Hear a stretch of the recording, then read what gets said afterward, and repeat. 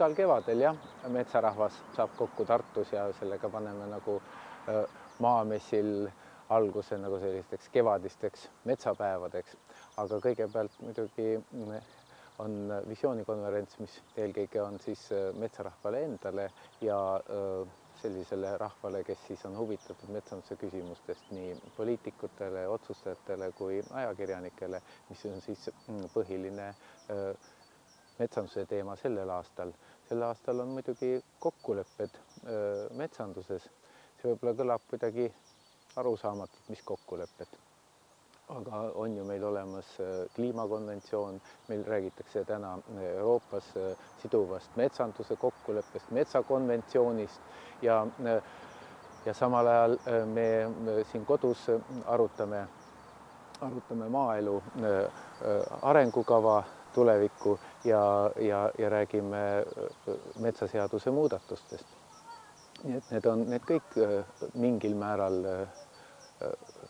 eeldavad kokkuleppeid ja mida paremini me oleme võimelised kokku leppima, seda paremad on tulemused. Ja seepärast on sellel aastal siis põhiteemaks metsanduse hea tava või metsamajandamise hea tava ja sellele kutsus meid üles minister juba möödunud aasta sügisel ja Metsaselts on seda teemat võtnud arendada oma liikmete kaudu. Metsatööstusliit, RMK, Erametsaliit on heade tavade koostamisse kaasatud ja need head tavad plaanime siis ka visioonikonverentsil niimoodi pidulikumas õhkkonnas nagu heaks kiita ja kutsume kõiki teisi organisatsioone ühinema nende heade tavadega ja peame aru, kuidas siis nende headest tavadest paremini kinni pidada ja kuidas siis neid, kes neid häid tavasid ei tunnista, kuidas siis neid ka võib-olla avalikult hukka mõista. Selles mõttes tavad ei ole midagi uut, vaid nad on selline kokkulepe, mis peaks nagu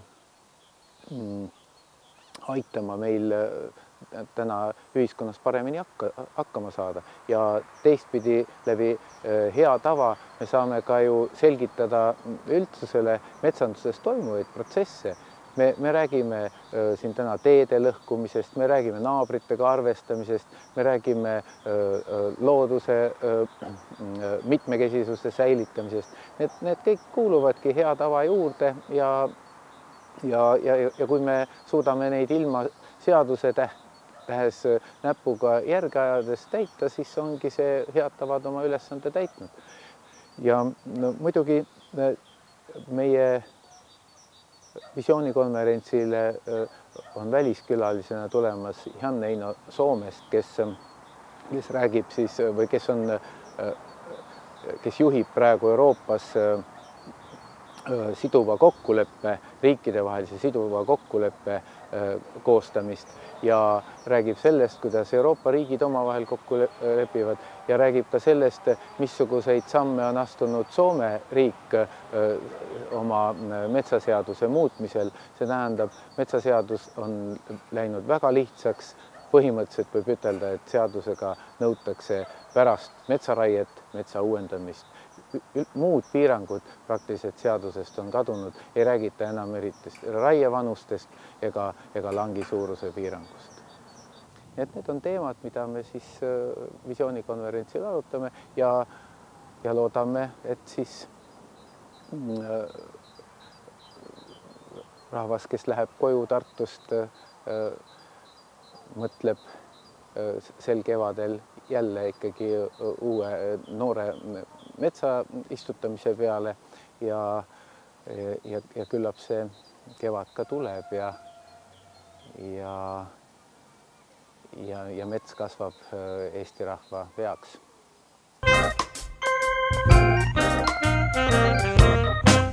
Milline on nüüd jahiseaduse eelnõu menetlemise hetkeseis ja kaugel see on? Eelnõu on endiselt sellises järgus, nagu ta oli umbes 6 aega tagasi, ehk siis eelnõu on Riigikogu keskkonnakomisjonis võib-olla jõuab eelnõu suurde saali aprilli keskpaigas umbes. Aga noh, see on, endiselt on kõik ikkagi piisavalt lahtine, et siin viimase 2 kuu jooksul on erinevad tähtajad pidevalt edasi lükkunud ja eks meil ei jää muud üle, kui hetkel jälgida seda protsessi ja vaadata, et kuidas see kõik kujuneb. Jahikeelu aktsioon ikkagi veel alles kehtib ja selle lõppu näha ei ole? No selle lõppu näha ei ole, et selge on see, et ka see eelnõu, mis hetkel Riigikogus on, kindlasti ei rahulda väga paljude metsaomanike ootusi. Need ootused olid kindlasti mõnel metsaomanikul kõrgemad, mõnel võib-olla madalamad, mõni ei pea seda üldse nii oluliseks teemaks, eks. Aga eks ilmselt kevadel nüüd selgub, et kui nüüd seadus ikkagi jõustub, eks siis tuleb see teema jälle üles võtta ja arutada, et mis selle aktsiooniga saab. Et kui metsaomanik, sõltumata sellest aktsiooni tulevikust, kui metsaomanik ikkagi endiselt näeb, et keelamine on ainuke variant, siis ju nad siis jätkavad. Mina olen Kristjan Kaunis ja tema on Madeleine Poogen. Kui meie kuulsime Mets 2053, siis me mõtlesime, et tegelikult on see kõik meie teha. Nii et sellepärast ongi meie moto. Meie aeg on ohjad enda kätte võtta. Et siis esimeseks punktiks mõtlesime, et kooli õppekavades puude istutamine. Me näeme, et osades maakoolides on see juba sees, et käiakse metsapuud istutamas, aga siis selline üldine ilus pilt, mis võiks siis aasta 2053 olla, on see, et kõik koolid käivad siis mingi aeg metsas puid istutamas. Siis teiseks metsade korrastamise propageerimine. Et praegusel hetkel on Eestis 20–30% metsadest kindla omanikuta ja nende metsadega ei tehta põhimõtteliselt mitte midagi. Need lihtsalt on nii, nagu nad on. Ja siis meie võtsime suurele teemale Mets 2053, alateemaks metsailustik 2053. Et milline see siis võiks olla, et millised populatsioonid siis punasest raamatust võiksid kaduda ja millised siis mustast raamatust nende asemele elamusuda. Siis vaatasime taimeliike, et me arvame, et punasest raamatust siis võib meie populatsioon kaduda näiteks harilikul jugapuul, aga ka kähvalistel. Ja nende asemele tulevad siis liigid, kes on siin hästi kohanenud, näiteks hiidkarupud või Kanada kuldvits. Loomadest näiteks on teder ja kotkad, lisaks teterile on meil metsis ja must toonekurk, kes tahavad enda eluks põlismetsa, mida praegu hoogsalt raiutakse. Et kui see nii jätkub, siis me kardame, et neile ei pruugi elupaika jätkuda. Me tuleme Rahvaühis Gümnaasiumist, mina olen Saamuel ja mina olen Sander. Et meie ei hakanud spekuleerima ja ennustama, et niisugune see loodus võiks 40 aasta pärast nagu välja näha, millised liigid kaovad ja satuvad ohtu, vaid meie üritasime siis oma postriga kõikidele inimestele südamele panna, et metsa tuleb hoida ja et seega 40 aasta pärast oleks sama ilus, et tuleb hästi ringi käia metsal. Meie tõime siis välja punktid, kuidas sa haavad oma metsa. Kui sa jätad prügi oma metsa, siis see kindlasti haavab metsa läbi selle, et loomad võivad seda prügi süüa, see prügi võib kahjustada taimi ja muid elus loodusosi. Ning kui sa ka teed metsas lõket, siis see võib lõppeda halvasti, sest sealt võivad tekkida metsa tulekahjud.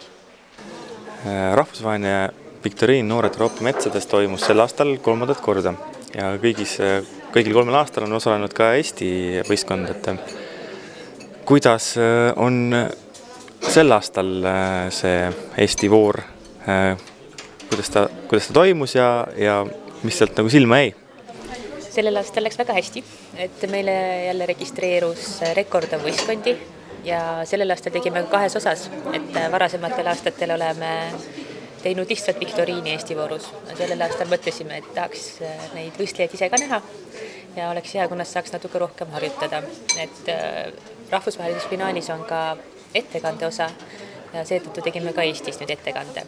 Ja meil oli väga palju põnevaid postreid ja me veetsime lisaks viktoriinile hommikupoole, veetsime ka väga põneva pärastlõuna, kus me siis saime kuulda õpilaste mõtteid, et mis võiks metsaga juhtuda näiteks 40 aasta pärast. Palju osalejaid osales sel aastal nii eelvoorus kui ka nüüd siin tänasel põhilises voorus, peavoorus? Registreeris ennast eelvooru 171 võistkonda ja koole oli 53, kui ma ei eksi. Aga et osad haigestusid, siis päris nii palju reaalselt osa ei võtnud. Aga lõppvõistlusele plaanisime algselt kutsuda 15 võistkonda, kes siis on saanud eelvoorus kõige parema tulemuse. Aga kuna samaväärse punktisummaga võistkondi oli päris palju, siis suurendasime seda numbrit ja kutsusime 18 võistkonda, kellest siis üks oli Audentese erakool, aga nemad ei saanud kahjuks osaleda, kuna nad läksid sportima. Ja meil oli siis 17 võistkonda, nii Tallinnast kui Saaremaalt kui Kesk-Eestist, igalt poolt. Olles nüüd seda projekti vedanud mitu aastat, on kindlasti sul tekkinud täiesti oma nägemus ühest keskmisest Eesti kooliõpilasest, kes ja paljude metsast nagu teab, et mida sa võid öelda, kui palju on metsateadlikkus Eesti kooliõpilaste seas selle aja jooksul kas kasvanud või hoopis siis kängunud? No see meie teema on natuke üldse teistmoodi, et meie ei räägi päris ainult Eesti metsadest, vaid me räägime Euroopa metsadest üldiselt. Et teatakse sellist maailma konteksti, et maailmas ju laias laastus metsade pindala väheneb ja seal on hästi palju probleeme, et kindlasti on pigem võib-olla need filmid ja selline muu taust, mis selliseid teadmisi tekitab. Aga Eesti teadmisi tegelikult, et mis Eestis toimub ja mis Euroopas toimub, et see on tegelikult tagasihoidlik pigem. Et teatakse küll mingisuguseid liikekindlaid, mingisuguseid probleeme, aga et millised need põhjused on ja millised need lahendused võiksid olla või üldse, kuidas näiteks metsasektor koostööd teeb või ka erametsandusest tegelikult väga palju ei teata. Et täna kuulsin ka mõndasid numbreid, mis tegelikult päris reaalsusele ei vasta, et lähevad sassi nii näiteks planeeritud raied kui reaalsed raied, kui ka siis see, mis siis näiteks looduskaitsjad arvavad, et üldse võiks näiteks raiuda. Et niisuguste tagajärgede ja põhjuste selline sidumine nende teadmistega on võib-olla koht, millega saaks veel natuke tööd teha. Aga samas ma arvan, et teadmised iga aasta kasvavad, et need küsimused igal aastal on enam-vähem sama laadi olnud ja mulle tundub, et iga aasta see punktisumma, keskmine punktisumma läheb nagu kõrgemaks, et tundub, et on lihtsam juba neile vastata, et osatakse laiemat pilti näha küll.